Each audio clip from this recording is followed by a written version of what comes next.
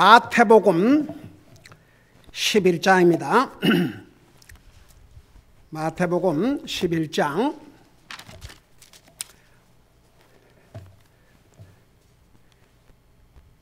11절을 우리 다시 읽겠습니다. 읽습니다. 11장 11절 시작.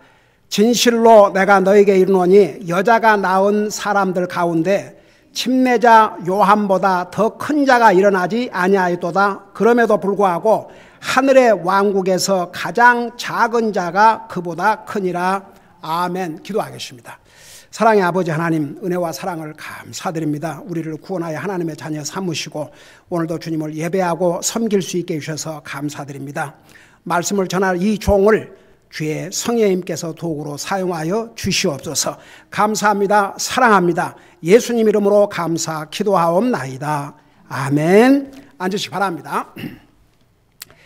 우리 성도들은 그동안에 정말 모든 면에서 아침 성경 공부를 통해서 성경에 나오는 중요한 교리들을 다 배웠습니다.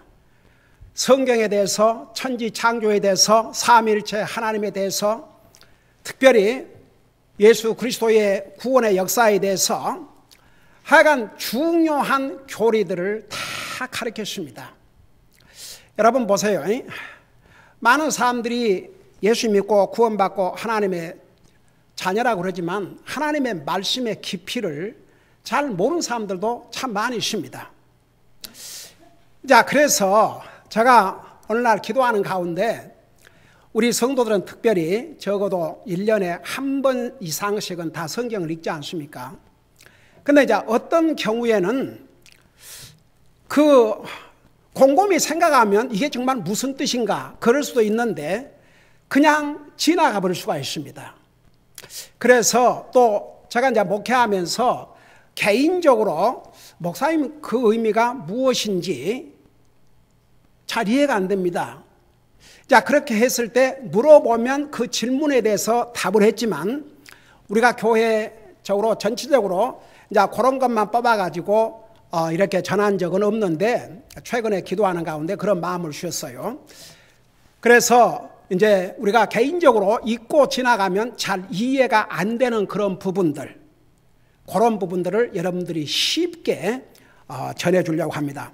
그래서 이제 그 중에 이제 하나가 그 외에 성경에 그렇게 위대한 믿음의 사람들, 그 모세와 같은 그런 위대한 사람이 있음에도 불구하고 그 침례자 요한을 여자가 낳은 자 중에서 가장 큰 자라고 이렇게 말씀하셨고, 그런데 그런 침례 요한보다도 하늘나라에서는 가장 작은 자가 그보다 크다고 그러는데 도대체 그 의미가 무엇인가? 그래서 이제 지난주에는 도대체 어떻게 하늘나라에서 가장 작은 자가 여자가 낳은 자들 중에서 가장 큰 자라고 하는 침례 요한보다 더 크다고 하셨는가? 그 내용을 설명했고, 이제 오늘은 여러분 그런 생각 해보지 않았습니까? 아니, 다 구원받고 하늘나라 가면 다 하나님과 함께 영광을 누리고 사는데 무슨 하늘나라에 작은 자가 있단 말인가? 근데 보세요. 분명히 주님께서 말씀하셨어요. 하늘의 왕국에서 가장 작은 자가, 도대체 이 의미가 무엇인가? 여러분 전에 한번 생각들 해보셨어요? 읽을 때? 그냥 지나가지요. 근데 한번 생각해 볼 필요가 있습니다. 하늘나라 가면 다 똑같은데 분명히 주님께서 친히 말씀하시면서 하늘의 왕께서 가장 작은 자라는 표현을 쓰셨습니다. 그러면 도대체 여러분 이런 질문을 해볼 수 있지 않습니까? 그러면 하늘나라 가서도 가장 작은 자가 있다면 큰 자도 있어야 되지 않습니까? 분명히 가장 작은 자라고 그랬어요. The least, 영어로 the least. 그러니까 가장 작은 자가 있다면 그보다 큰 자도 있을 수 있고 더 큰 자가 있을 수 있고 또 가장 큰 자도 있을 수 있다는 얘기 아닙니까? 그러니까 한번 이런 걸 생각해 보세요. 여러분, 성경은 우리 하나님께서 분명히 하나님은 모든 사람들이 구원을 받고 그걸로 끝나지 않았습니다.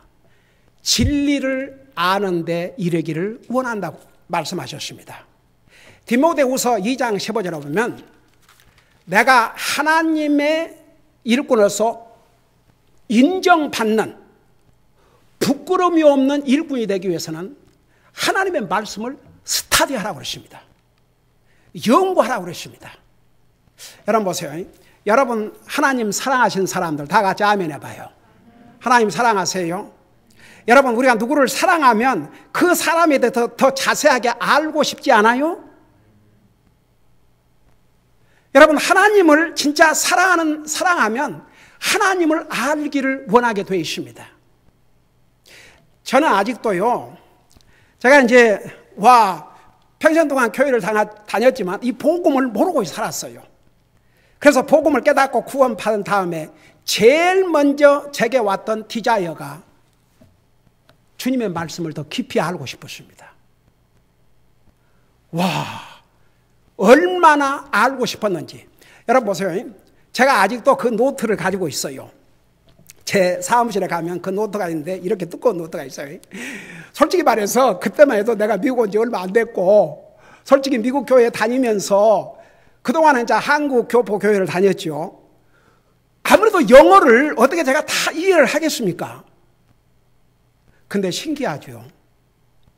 그야말로 일주일에 적어도 4번 아침 서영 공부, 낮 예배, 저녁 예배, 수요 예배 4예배 한 번도 빠져본 적이 없습니다.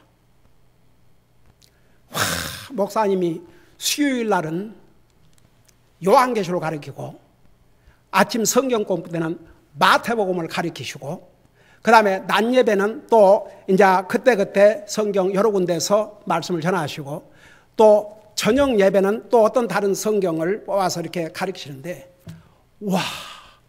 한 말씀도 놓치고 싶지 않았어요. 그래서 썼는데 제가 어쩌다가 그거 한 번씩 읽어보면 참 신기해요. 그 당시에 솔직히 말해서 미국에 온 지 그렇게 얼마도 안 됐고 그 미국교회 가서 그 말씀 듣는데 그것을 이렇게 영어로 받아 썼다는 게 좀 신기했어요. 그건 정말 성령님의 도우심이었습니다. 그러니까 사실은 이제 하나님께서 나중에 저를 주의 종으로 부르시고 이제 미국 신학교를 가야 되는데 그 준비를 훈련을 미리 시켜주신 것 같았어요. 그래서 제가 지금도 생생하게 기억합니다. 정말 하나님의 말씀이 꿀과 같다는 그 시편에 나온 말씀을 실감이 갔습니다. 그래서 우리 마음속에 주님을 알고자 하는 마음, 주님의 말씀을 깊이 알고자 하는 그 마음이 있다면 그게 우리에게 얼마나 복인 줄 아십니까? 여러분 보세요. 그 예수님께서 부활하신 다음에 엠마로 가는 두 제자가 부활하신 주님이 같이 갔는데도 몰라봤어요. 언제 주님을 알아본 줄 아십니까? 이제 구약 성경 예수님에 대한 예언을 다 이야기를 해주셨어요. 그리고 저녁 빵을 주시고는 예수님이 사라져버린 거예요. 예수님이 사라지고 난 다음에 그들이 깨달았어요. 바로 그분이 인류의 죄를 위해서, 나와 여러분의 죄를 위해서 십자가에 죽으시고 주님의 말씀대로 부활하신 살아계신 주님인데도 몰라봤어요. 그러니까 봐서요. 영적으로 분명히 성경은 예수님의 제자라고 그랬어요. 그러니까 순간에 우리가 영적인 눈이 어두워질 수가 있어요. 그래서 우리가 매일 기도하고 말씀 읽고 하나님과의 관계를 잘하고 산다는 게 굉장히 중요합니다. 여러분 보세요. 저는 그 예수님의 제자들이 분명히 예수님께서 사전에 알려주셨어요? 안 알려주셨어요? 알려주셨어요. 내가 예루살렘에 가서 붙잡혀서 죽지만 3일 후에 부활하신다는 말씀을 분명히 해주셨습니다. 그런데도 안 믿은 것 같아요. 근데 보세요. 이 두 사람이 예수님이 사라진 다음에 알았어요. 그러면서 둘이 뭐라고 얘기한 내용이 기록되어 있는 줄 아십니까? 성경에. 여러분 눈으로 잠깐 봐요. 누가복음 마지막 장을 펴보시기 바랍니다. 누가복음 24장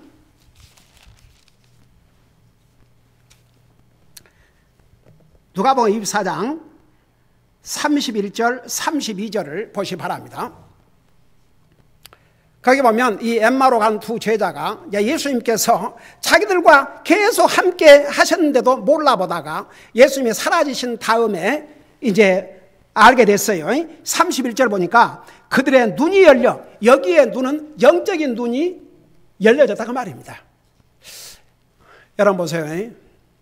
우리는 매일 삶 속에서 사실 육신의 눈으로 보는 것만 보지 말고 영적인 눈으로 세상 사람이 볼 수 없는 영적인 것들도 보고 살아야 됩니다.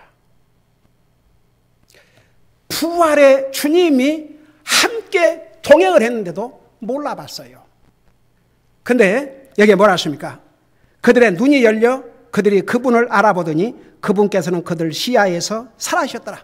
알아볼 때는 이미 예수님은 사라지셨어요. 근데 그 다음 절 보세요. 다음 절에 뭐라는 줄 아세요? 그들이 서로 이르되 그분께서, 우리 예수님께서 길에서 우리와 말씀하시고 우리에게 성경 기록들을 열어주실 때에 우리 속에서 마음이 뜨겁지 아니하더냐. 여러분 보세요. 많은 사람들은 무슨 어떤 외적인 것으로 막 마음이 뜨거워지기를 원해요. 여러분 특별히 그래서 어떤 경험을 추구하는 그런 데서는 뭘 경험을 통해서 은혜 받았다 그러고. 그런데 여러분 보세요. 우리의 영혼을 주님 앞으로 인도하는 방법도 하나님의 말씀이고, 우리가 이 하나님의 말씀을 통해서 영적인 눈을 항상 뜨고 살아야 되고, 여러분 우리의 마음을 뜨겁게 하는 것이 하나님의 말씀이 되어야 합니다. 하나님의 말씀을 들어도 그 마음이 냉랭하다면 이건 영적으로 좀 문제가 있어요. 이들이 마음이 뜨거움을 느꼈는데 그 당시는 몰랐어요. 근데 예수님께서 사라진 다음에 그 예수님이 성경 기록들을 열어주실 때에 우리 속에서 마음이 뜨겁지 아니하더냐. 그래서 우리가 개인적으로 성경을 읽을 때나 하나님의 말씀을 들을 때에 우리의 마음이 뜨거워진다면 바로 이것이 하나님의 말씀을 바로 읽고 듣는 자세입니다. 하나님의 말씀만큼 파워가 있는 것은 없습니다. 자, 다시 우리 마태복음으로 돌아가서, 그래서 이제 이런 도대체 하나님께서 의미 없이 기록해서 주신 말씀은 하나도 없는데, 그러면 도대체 하늘나라에서 지극히 작은 자라고 그러는데 어떻게 하늘나라에서 지극히 작은 자가 있는가? 이런 걸 한번 생각해 봐야죠. 그러고 알아야 되지 않겠습니까? 우리 주님이 친히 하신 말씀입니다. 제가 지난주에는 왜 이렇게 지극히 작은 자가 하늘나라에서, 지극히 작은 자가 세상에서는 침례자 요한보다 더 큰 자가 없다고 그랬는데도 불구하고 그 침례자 요한보다 더 크다고 그랬는지를 자세하게 설명했고, 자, 오늘은 그렇다면 이 의미가 뭔가 이겁니다. 자, 이것을 이해하기 위해서는 보세요. 우리가 알아야 될 딱 두 가지가 있습니다. 그래서 오늘 시간이 허락되는 대로 전하겠습니다. 우선 제가 하나하나 들어가기 전에, 우리 하나님은 사랑의 하나님이세요. 여러분 그거 아시죠? 우리 하나님은 자비의 하나님이세요. 그거 아시죠? 하나님은 용서의 하나님이세요. 하나님은 은혜의 하나님이세요. 하나님은 심판의 하나님이세요. 근데 동시에 우리 하나님은 공의로우신 하나님이십니다. 공평하신 하나님이세요. 왜 제가 이 말을 여기서 하는지 이제 여러분이 들으면서 연결을 시켜보시기 바랍니다. 그래서 그 지극히 작은 자가 하늘나라에서 분명히 있으니까 우리 주님께서 지극히 작은 자라고 하셨는데, 그렇다면 하늘나라에서 지극히 작은 자가 있다면 그보다 큰 자도 있어야 되고 더 큰 자도 있어야 되고 가장 큰 자도 있다는 얘기 아닙니까? 그러니까 이것을 바로 이해하기 위해서는 이 두 가지를 이해해야 되는데, 그 첫째가 뭐냐 그러면 그리스도의 심판석입니다. 여러분 그거 아세요? 제가 옛날에 복음을 깨닫기 전에도 교회를 다니면서 제가 그런 얘기는 들은 적이 있어요. 하나님의 뭐 백보자 심판. 근데 그리스도의 심판석, 그리스도의 심판이라는 것은 들어본 적이 없었어요. 오늘날 많은 사람들이 하나님의 그 백보자 심판, 최후의 심판, 그런 정도는 그냥 알아요. 근데 그리스도의 심판에 대해서는 사람들이 많이 몰라요. 나도 복음을 듣기 전에는, 복음을 깨닫고 이 말씀을 읽고 배우기 전까지는 저도 몰랐으니까. 근데 적어도 우리 교회 성도의 수준으로는 이런 거 분명히 알아야 됩니다. 사실 전에도 자주 이 부분에 대해서 얘기했지만 오늘은 더 구체적으로 얘기를 하려고 합니다.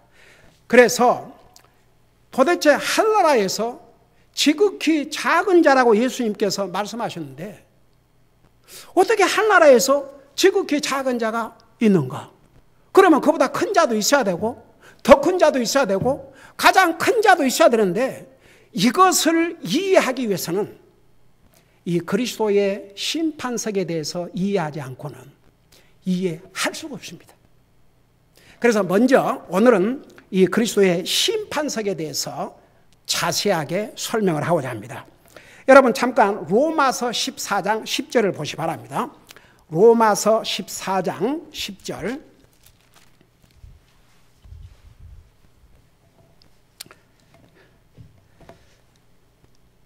여기 보니까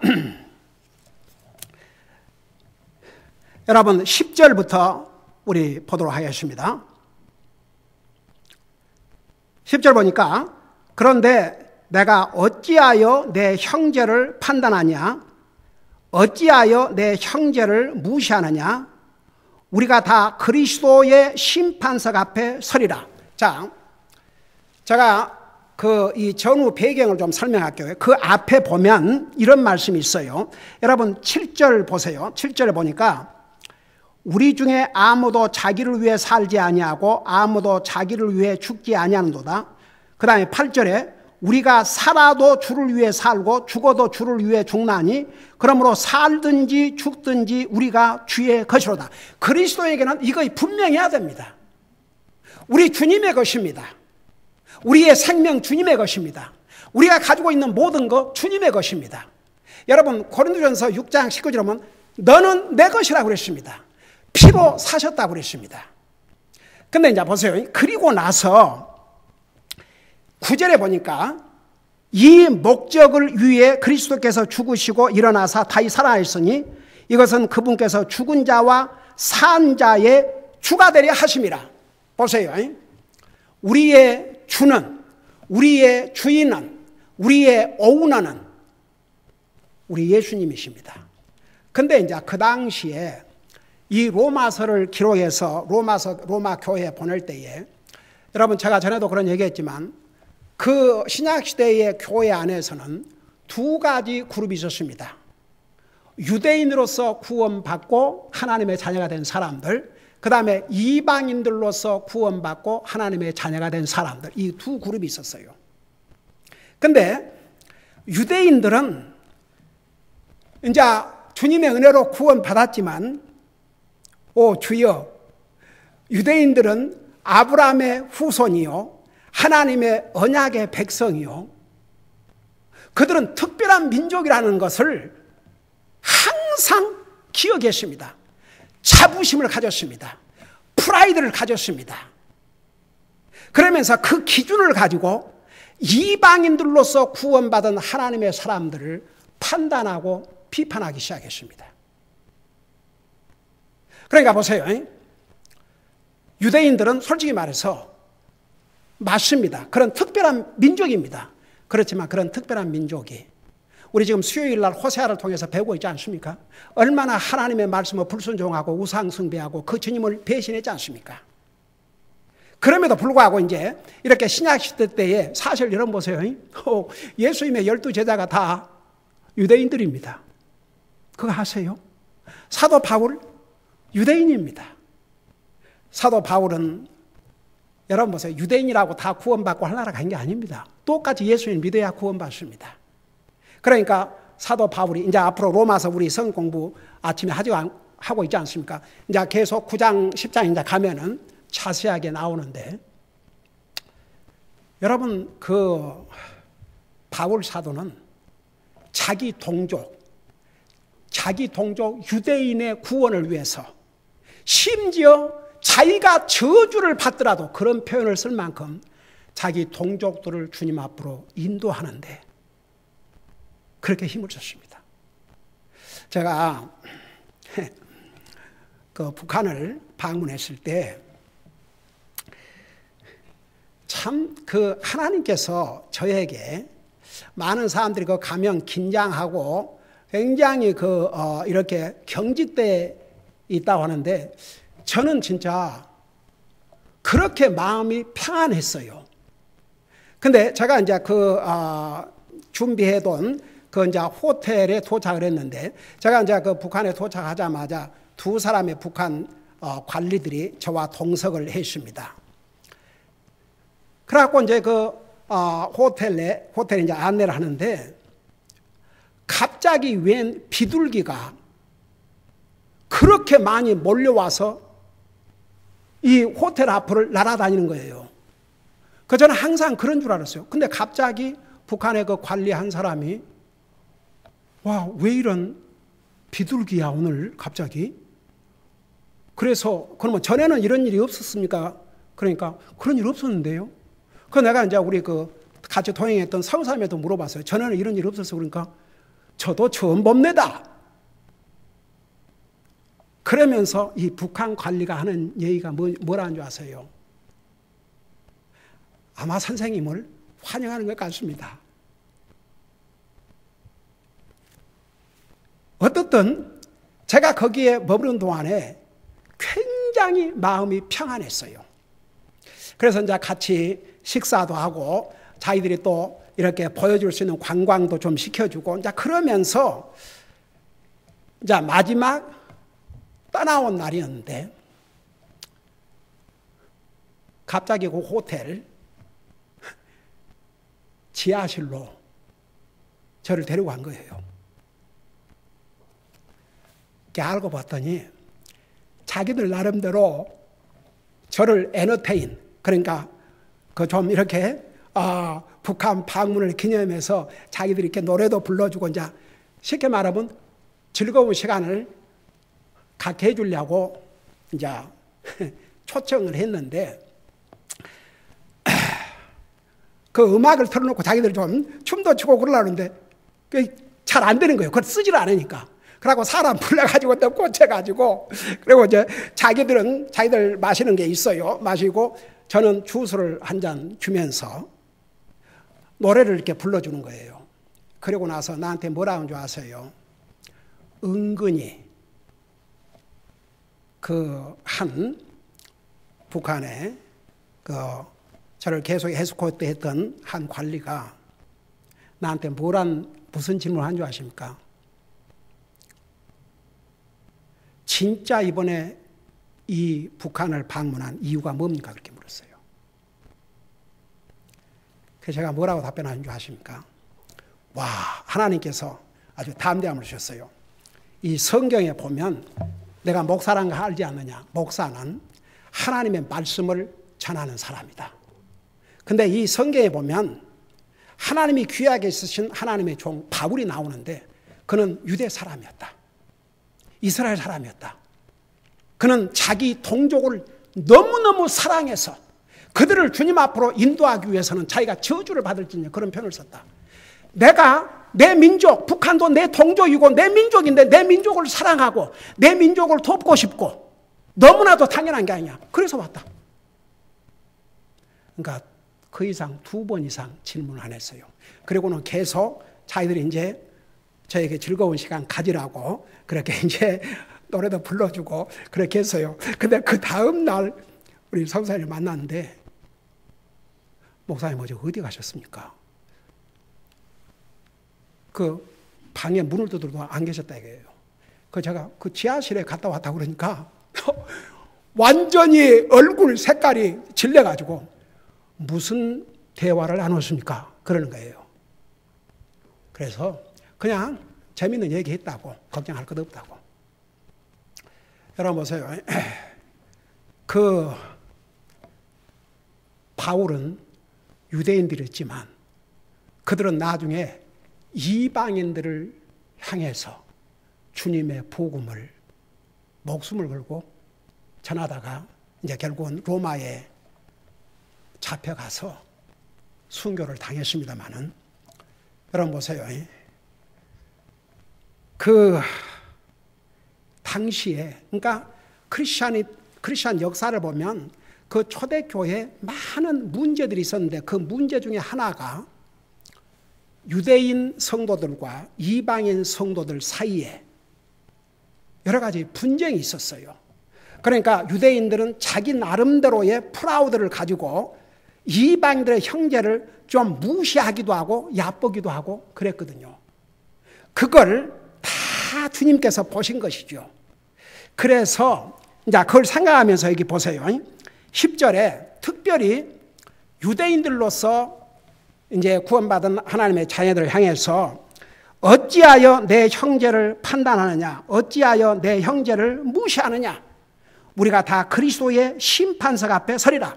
자, 나중에 결국은 유대인으로서 그리스도인이 됐든지 이방인으로서 그리스도인이 됐든지 우리는 다 이제 하나님 앞에, 우리 주님 앞에 서서 심판받을 날이 오기 때문에 너희들 기준으로 형제를 판단하고 무시하지 말라고 한 것입니다.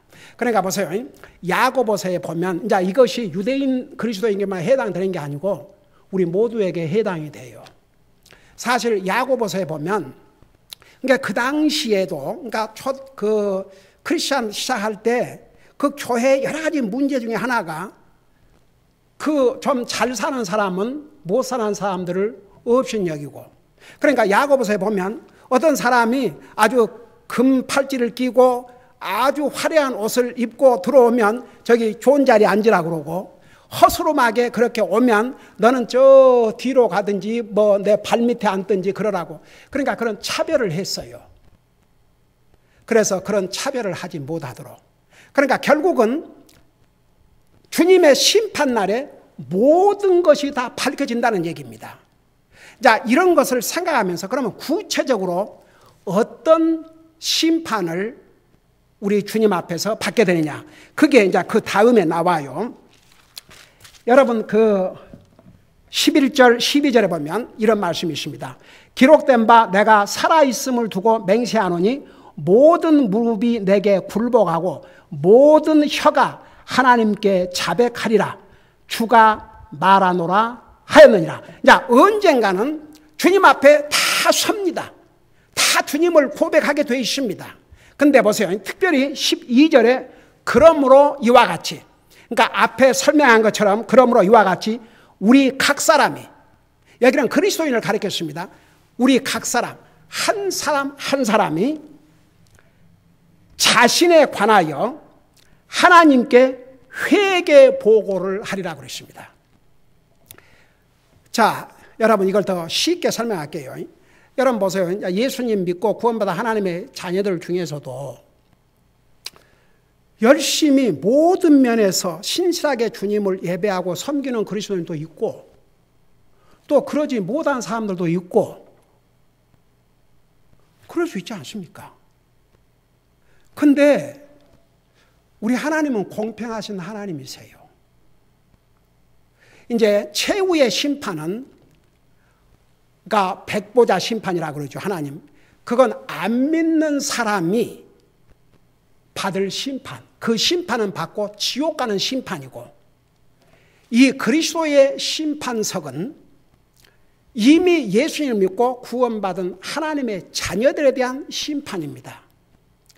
지옥 보내는 심판이 아니에요. 이 심판은.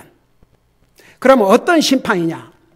여기에 보니까 우리 각 사람이 자신에 관하여 하나님께 회개 보고를 한다고 했어요. 회개 보고. 계산을 한다고 말입니다.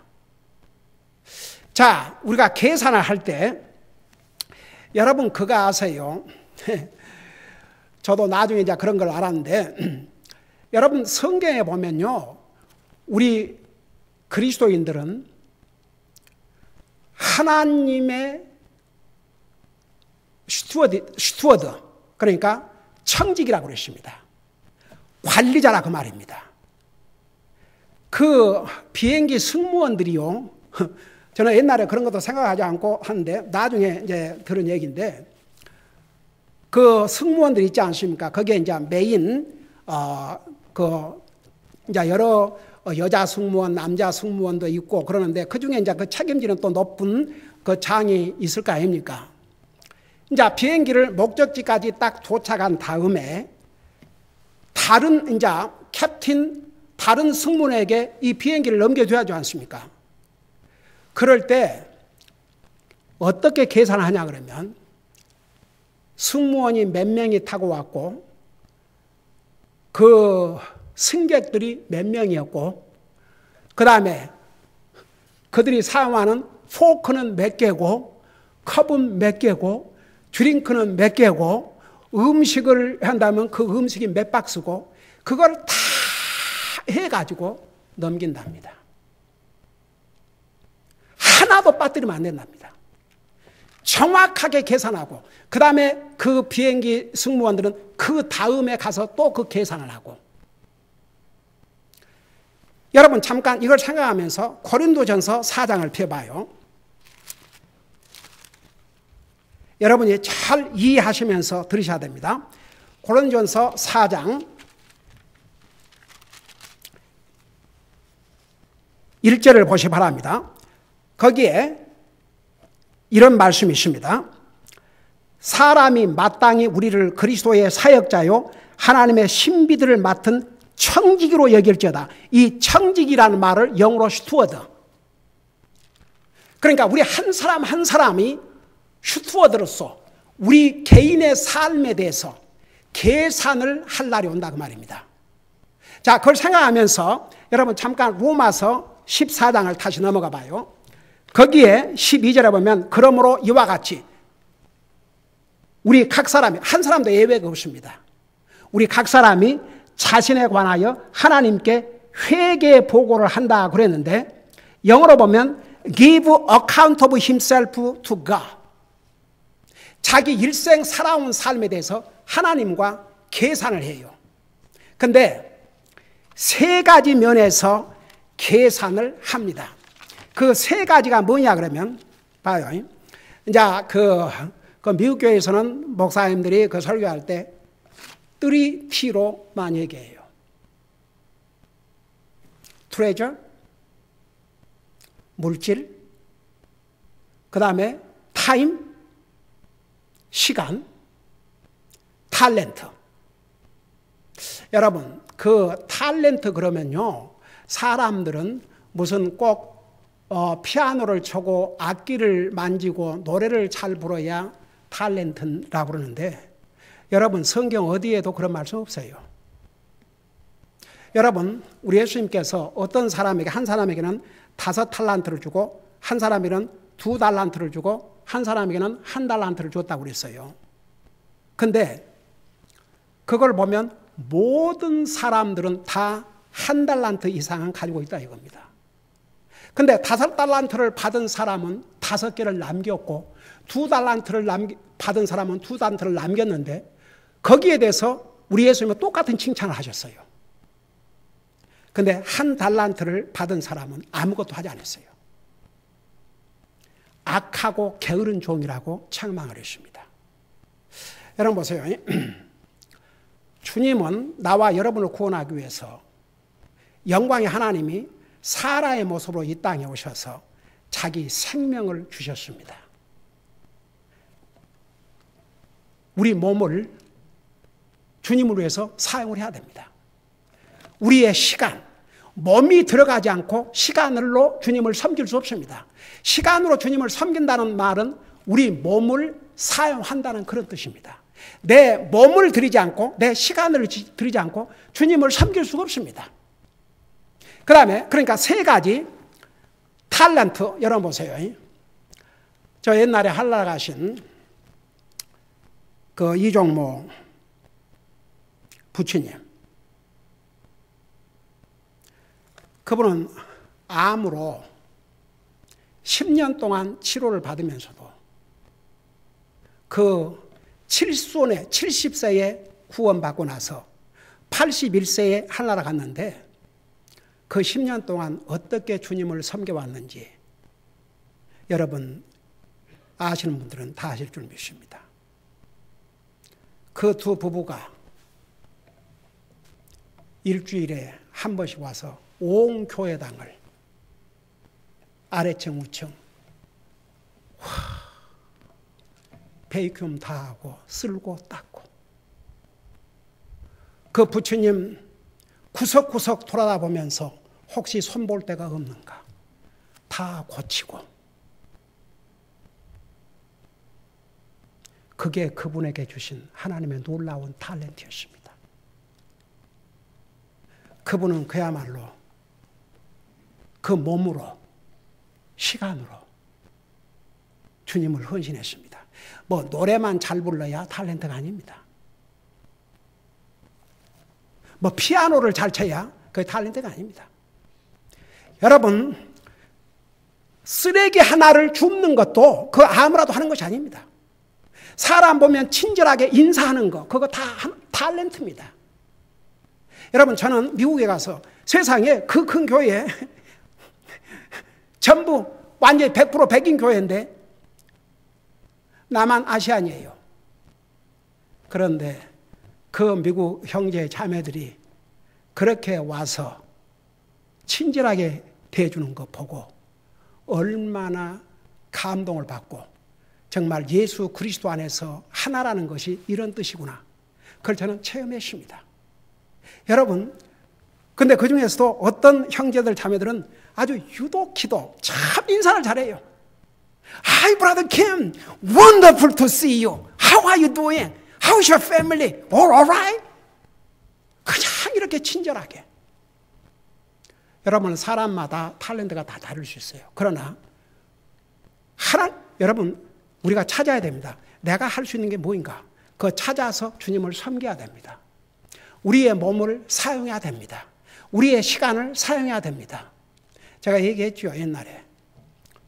그 시간으로 계산해 보면 일주일에, 예를 들어서 우리 교회 멤버들인 거의가 그렇게 하고 있지만, 가령 예를 들어서 그냥 주일날 하루 종일 8시간, 수요일날 왔다 갔다 예배 시간 3시간, 뭐 토요일날 뭐 이렇게 다 계산해도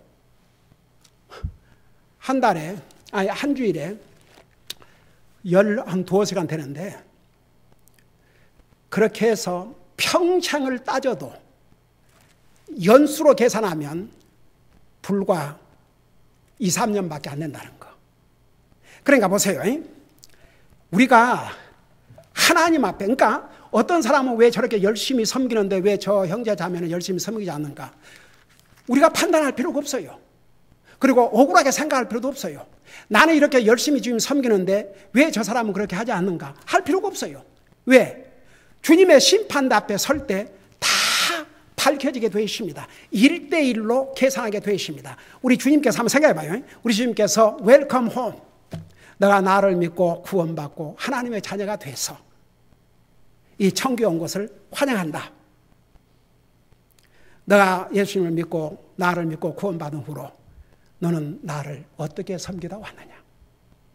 그러니까 한마디로 말하면 그리스도의 심판은 우리가 어떻게 주님을 섬기다가 왔느냐, 그것에 대한 심판입니다. 하나님의 백보자 심판은 구원받지 못하고 지옥 갈 사람들에 대한 심판이고, 그리스도의 심판은 그리스도인들이 어떻게 우리의 몸, 우리의 시간, 우리의 물질로 주님을 섬기다 왔느냐, 거기에 대해서 계산을 하는 것입니다. 여러분 보세요. 우리 예수님께서 내 마음이 물질이 있는 곳에 뭐가 가 있다고 그랬어요?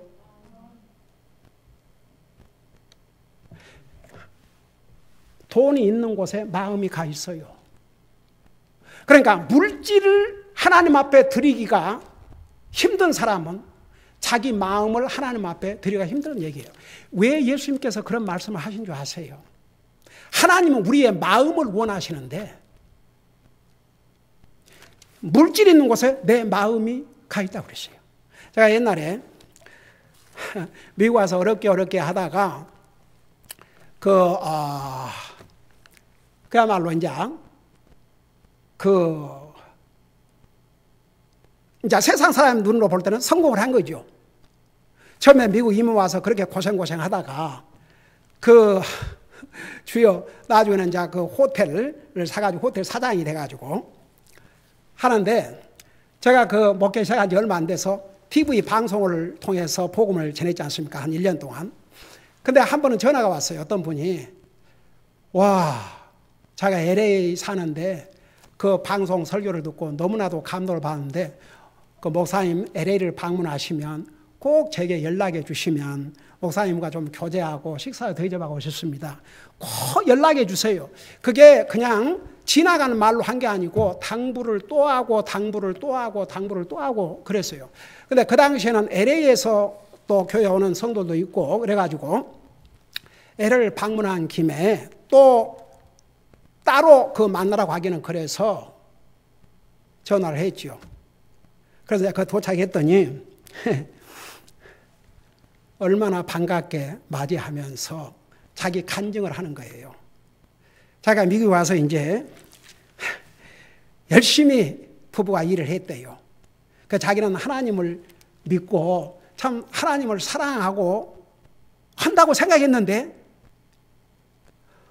이게 물질에 자꾸 시험이 오더래요. 자기는 하나님을 사랑한 줄 알았는데 이게 돈을 벌면 벌수록 그러니까 1000불에서 100불을 드릴 때는 쉬웠는데 도리어 10,000불을 버니까 그 10,000불에서 1000불 드린 게 더 아깝고 돈을 더 버니까 액수가 적을 때는 11조 하는 거 감사금 드린 것이 큰 부담이 안 됐는데 액수가 많아지니까 더 힘들더라는 거예요. 그러고 굉장히 자기가 시험을 받았답니다. 그래서 하루는 하나님의 도움을 구했대요. 저는 주님을 사랑한 줄 알았는데 저는 물질을 더 사랑하고 있었습니다. 저를 도와주세요. 그래서 자기가 그랬대요. 내가 물질보다 주님을 사랑하려면 내가 사랑하는 이 물질을 주님 앞에 제너러스하게 드려야 되겠구나. 그랬더니 마음에 평안도 오고 기쁨도 오고 결국은 하나님께서 자기가 하나님 앞에 드린 것과는 비교할 수 없는 방법으로 주님께서 그래도 물질에 복을 주셔서 그래도 이런 참 호텔을 더 주셔가지고 이렇게 참 주님을 섬기고 있습니다. 제가 오래전에 들은 얘기지만 잊을 수가 없어요. 여러분 보세요. 예수님께서 그 헌금을 하는데 가난한 과부가 자기 살림 전부를 갖다 바친 걸 주님이 보셨어요. 그러니까 예수님이 얘기했지 않습니까? 그 복음서에 기록되어 있어요. 그러니까 주님께서 우리가 어떻게 물질로 주님을 헌신한가에 관심을 갖고 보고 계신다는 증거입니다. 그러니까 보세요. 자, 그리스도의 심판대 앞에 서서 계산을 하는데 딱 3가지. 그러니까 우리의 시간, 그러니까 몸이 들어가야죠. 그 다음 우리 탤런트, 그 다음에 물질로 어떻게 주님을 섬겼는지에 대해서 심판하신다, 그런 뜻입니다. 그러니까 이제 오늘 제가 여기까지 할게요. 그러니까 이제 이런 하나님 앞에 1대1로 서서 계산할 날이 와요. 그러니까 왜 나는 이렇게 열심히 하는데 왜 다른 사람은 안 하는가? 그 당시에 유대인들은 유대인들대로 이방인들은 진짜 별 볼 일 없고 저 사람들은 사실 하나님의 선택한 그 언약의 백성도 아니고 그런데 자기들이 예수님만 믿었다고 구원받았다고 우리하고 똑같이 행동하려고 그런다고 그러고 그 이방인에서 그리스도인들을 무시하고 판단했어요. 그러니까 판단하지 말고 무시하지 말라. 왜? 그리스도의 심판대 앞에 다 일일이 계산할 일이 온다는 것을 알려주십니다. 그러니까 보세요. 왜 느닷없이 한나라에서 지극히 작은 자에 대해서 설명을 하면서 왜 그리스도의 심판에 대해서 이야기하느냐. 제가 서두에서 분명히 했죠. 이런 것들을 이해하지 아니하면 한나라에서 지극히 작은 자가 왜 있는가? 그는 어떤 사람인가? 이거 이해할 수 없어요. 그러니까 오늘은 여기까지 할게요. 그래서 여러분 보세요. 우리가 이제 언젠가는 이 세상을 떠나서 주님 앞에 설 때 1대1로 계산하는 날이 옵니다. 그러니까 다른 사람이 나를 어떻게 생각하든 또 다른 사람은 왜 저렇게 안 하는데 나는 이렇게 하는데 그거 비교할 필요 없어요. 비교할 필요 없습니다. 우리는 주님이 나를 위해서 어떤 희생을 하시고 목숨도 주셨습니다. 우리는 주님을 생각하면서 그 주님 사랑하는 마음으로 그 주님을 공경한 마음으로 우리의 물질과 우리의 시간과 몸과 우리에게 주신 탤런트를 모르면 그거 찾아야 됩니다. 발견해서 열심히 주님 섬기다 가면 됩니다. 그러면 주님 앞에 다 드러나게 되십니다. 기도하십시다. 사랑의 아버지 하나님, 오늘도 살아계신 주님, 우리를 구원하신 주님을 예배하고 섬길 수 있게 하시고 주님의 존귀하신 이 말씀을 듣게 해주셔서 감사드립니다. 우리가 언젠가는 주님 앞에 1대1로 서서 계산할 날이 온다는 거 잊지 말게 하시고 이 땅에 우리가 사는 날 동안 신실하게 주님을 섬기다 주님 앞에 서게 하여 주시옵소서. 감사합니다. 사랑합니다. 예수님의 이름으로 감사 기도하옵나이다. 아멘. 다 같이 눈 감으시고 그대로 눈 감으시고 여러분 우리 한번 잠깐 생각해 보면서 기도하는 시간을 갖겠습니다. 내가 언제가 주님 심판 앞에 서서 계산을 해야 될 터인데 나는 내 시간으로 내 몸으로 내 물질로 재능으로 신실하게 주님을 섬기고 있는가? 오늘 이 말씀을 듣다 보니까 걸린 게 있습니다. 제가 과연 이 세 가지 면에서 충실하게 주님을 섬기고 있는지 분명히 마음에 걸린 바가 있습니다. 목사님 저를 위해서 기도해 주세요. 그런 분들 잠깐 손들다 내려주시기 바랍니다. 에이멘, 에이멘, 에이멘. 손 내리시기 바랍니다. 예.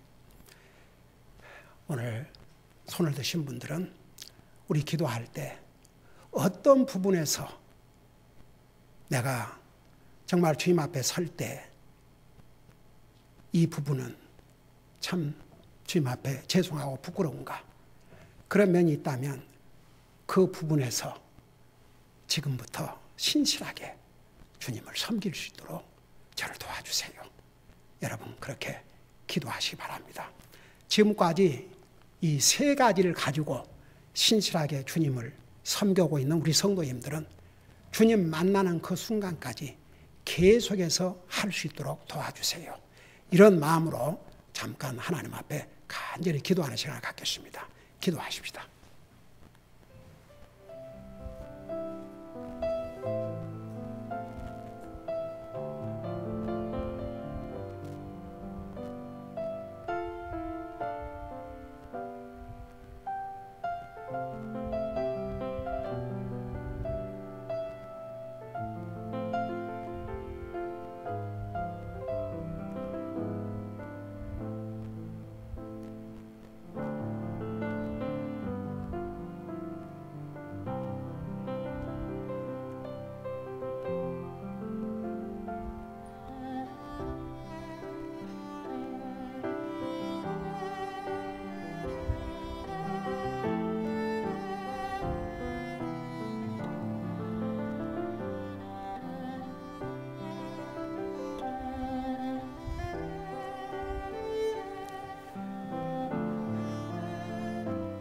살아계신 우리 아버지 하나님, 우리 하나님은 공평하신 하나님이십니다.